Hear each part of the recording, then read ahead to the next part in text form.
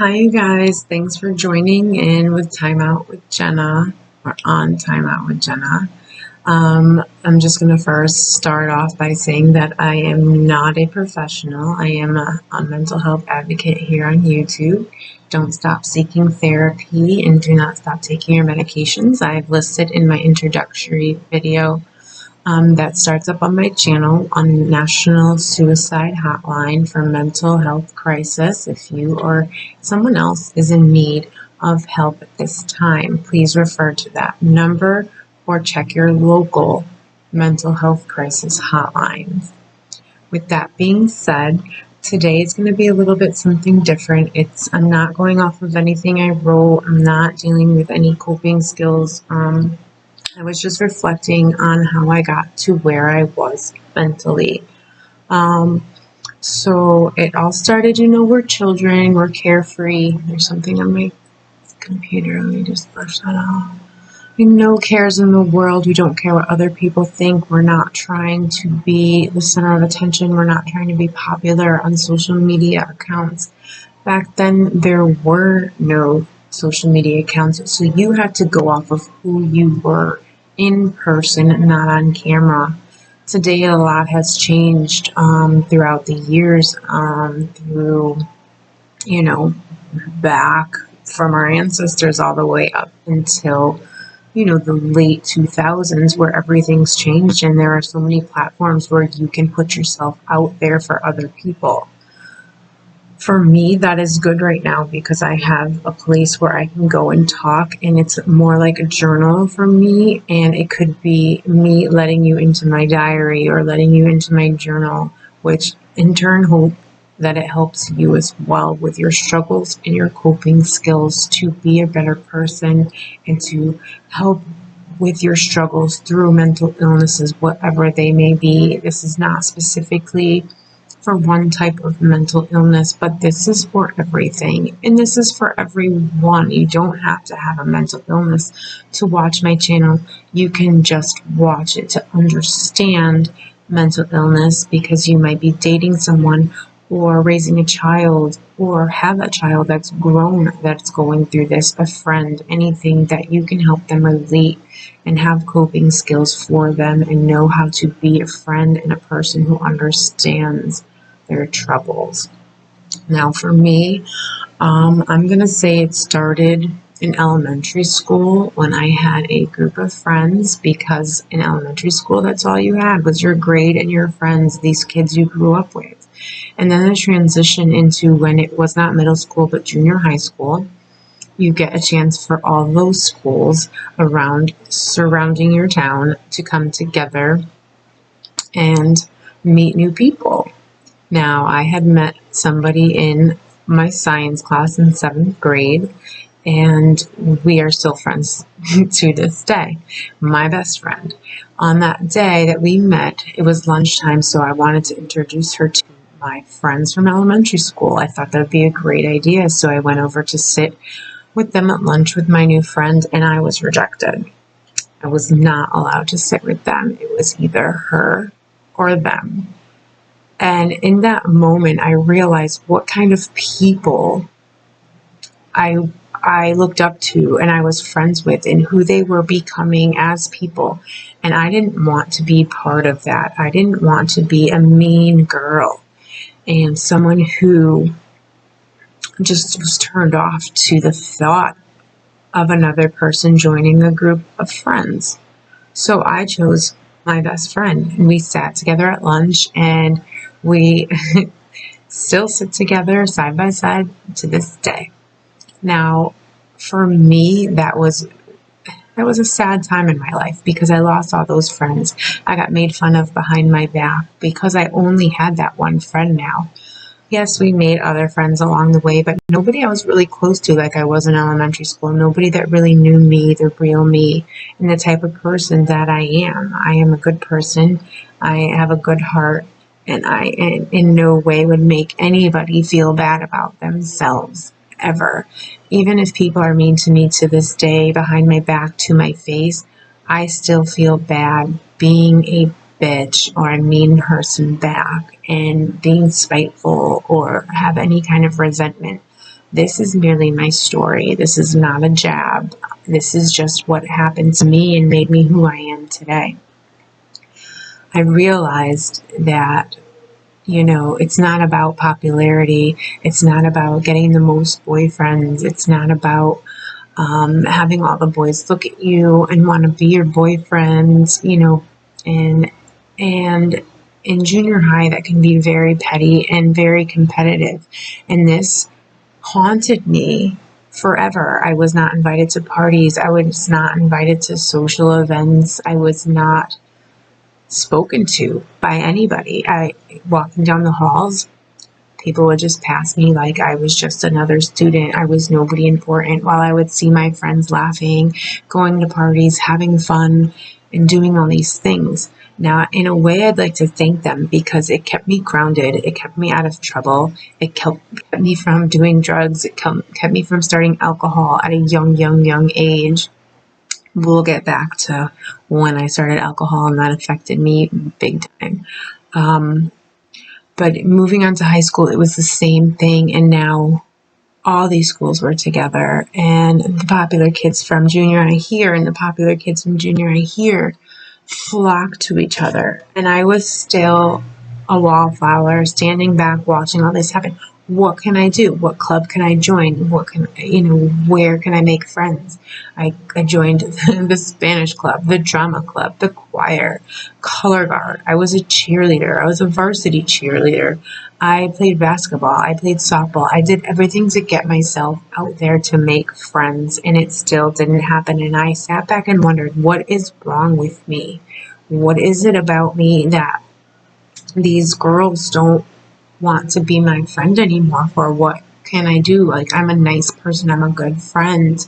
And my mother always used to say they were just jealous. They didn't want to hang out with a pretty girl that might steal all the boys from them. But that wasn't my intention, although it made me laugh. And although it was comforting to go home to such a wonderful mother and talk to her about this. I was made fun of by boys. I was tall. I was lanky then, and I was called Bigfoot, Thunder Thighs, Leaning Tower of Piss, all because I was about 5'7" and all the boys were about 5 feet. I had a growth spurt, I had boobs, I had everything that a woman had, walking around with middle schoolers and high schoolers that really haven't gotten there yet. And I felt like an outcast. So after high school, I kind of took a step back and just did my own thing.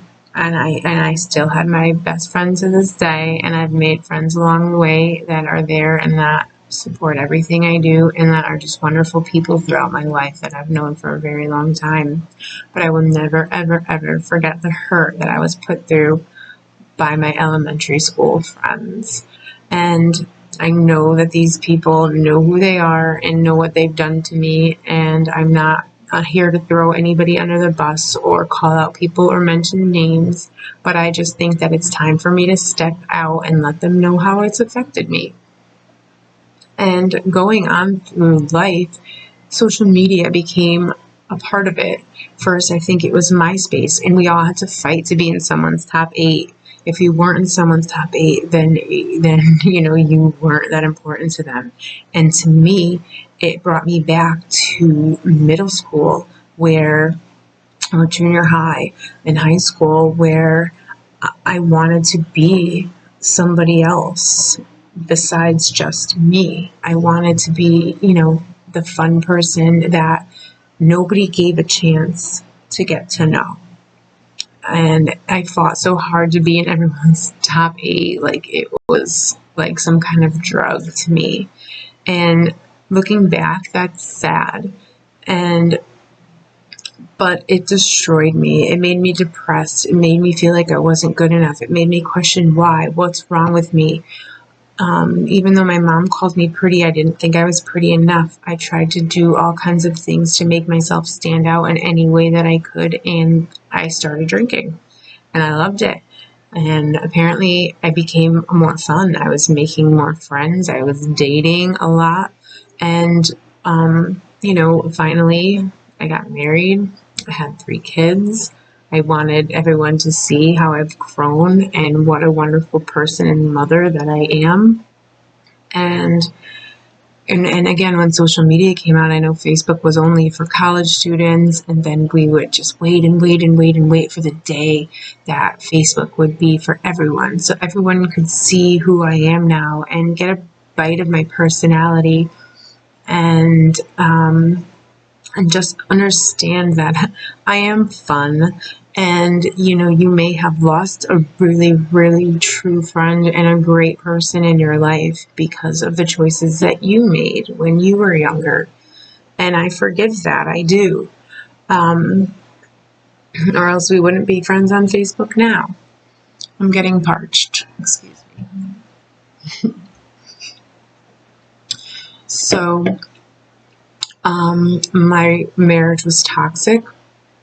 I won't go into details, but I have been mentally abused, emotionally abused, physically abused, not mentioning names. And it's been really, really hard for me to overcome that and get past all of these things that life has thrown at me. And I have struggled, and I have been strong for so long that I just want to let people know that you're not alone. And if this has happened to you, there are plenty of platforms now where you can blog, you can video, you can make friends, you can get yourself out there if it makes you feel good to do so. And for me, this makes me feel good because I'm able to talk to myself in a video, but also talk to you if you're listening. I've met so many people once I got divorced, and I maybe dated too much, and I definitely drank way too much. And it got me to the point where I finally realized that I had a problem, that I was using alcohol to become a person that wanted to be socially accepted, that wanted to fit in, that wanted to be drunk and funny and hilarious and do crazy things, dangerous things that made my parents really, really nervous. And I'm sorry that I ever did that to you, because now that my kids are grown and out doing things that I done, I feel that and I see you now, and it makes your heart beat in a way that you never thought it could. And I took a step back and I said, okay, this is not who I am at all. And I stopped drinking. I'm a little bit over 3 years sober now, and I have never felt better. I'm exercising. I'm realizing who I am. I'm knowing my worth. I've gone to intense outpatient therapy 3 times a week for 3 months. And let me tell you, I learned a lot, but it was exhausting. It was mentally exhausting, but in the end, it taught me so much, and I'm learning how to deal with all these past demons that made me feel useless, made me feel all those names that people called me. And now I can get over that. Now I can look past that and laugh because I'm older. I'm not young anymore. Things aren't going to jab the way they used to jab. Things aren't going to hit home the way they used to hit home. Am I saying that they won't completely? No. I still get negative comments. I still get made fun of. I still am called weird or crazy or psycho. Okay, that's great. But there are reasons behind that. I have a lot of diagnoses that I'm trying to deal with because of things that happened to me in my past. Bipolar disorder. I'm not really sure how that came about. But like all these personalities I think that I have is me trying to still impress different types of crowds, different types of people. Can I sit here and say that I finally found myself? Absolutely not. I still don't know who I am. I still don't know who I want to be when I grow up. And I still struggle every day to get out of bed in order to do this for myself and to do this for you, but I still do it. 5, 4, 3, 2, 1. If you've seen my other videos. I have an Instagram page where I have over 22,000 followers, and it's only because people think I'm pretty. I have, a Facebook with about 2,000 friends, and I probably talk to maybe 3 of them.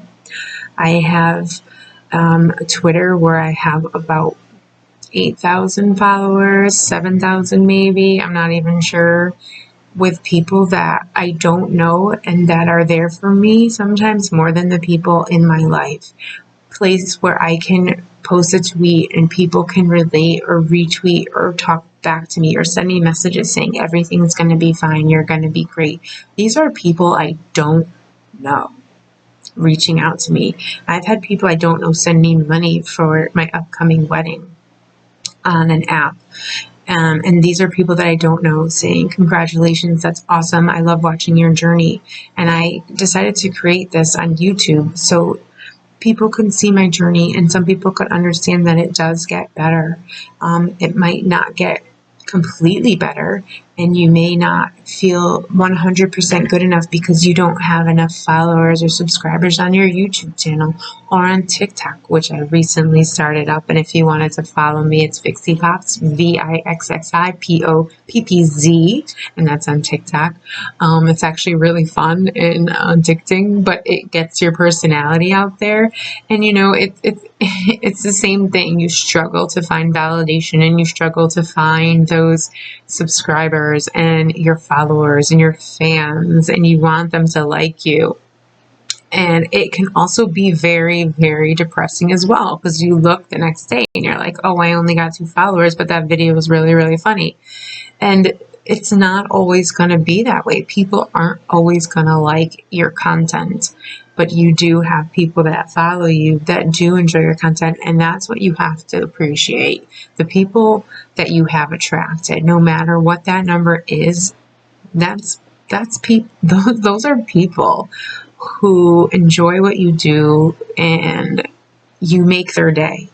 And even if it's one person, one follower, one sub that you can make feel good or make laugh, to me, that's so much more rewarding than having 22,000 followers on Instagram that think I'm okay looking. Thank God I have a personality. But going back and looking at how upset and and not how toxic I felt, but where I was and how many times I was in the hospital because of how I felt, and because I've had panic attacks where I wasn't sure what was going on, and I thought I was dying. I thought I was having a heart attack. My heart, like I said, it just beats in a way that it never has before, and it's scary. It's very scary. Your heart can beat in so many different ways for so many different reasons. And when I look at my children and know what a great job I've done from being a young mother to now, I wouldn't trade any of it for the world, because I know that I was always there. I know that I support them. I know that they're breathing and they're healthy. And, I may not be perfect, but my kids are happy. I make them laugh. I make them smile. I make them cry. But I'm a good mom. And that, to me, is more important than any followers, any subscribers, any past friendships that failed. My life has led me to where I am today. And I don't think that I would be the person that I am today if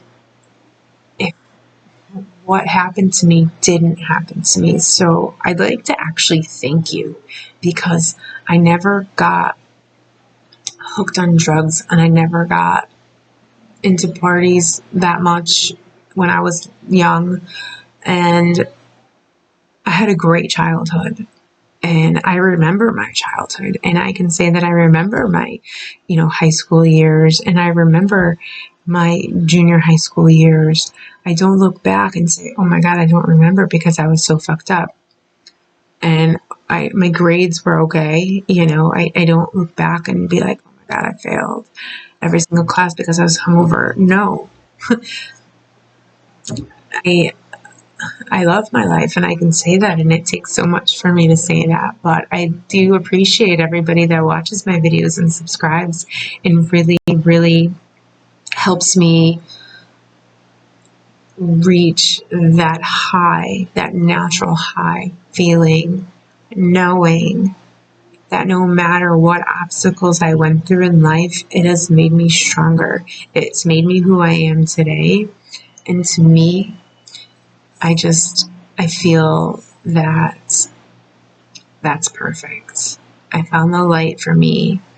I'm on my way. Where my destination is, I'm not sure, but I can promise you I'll get there.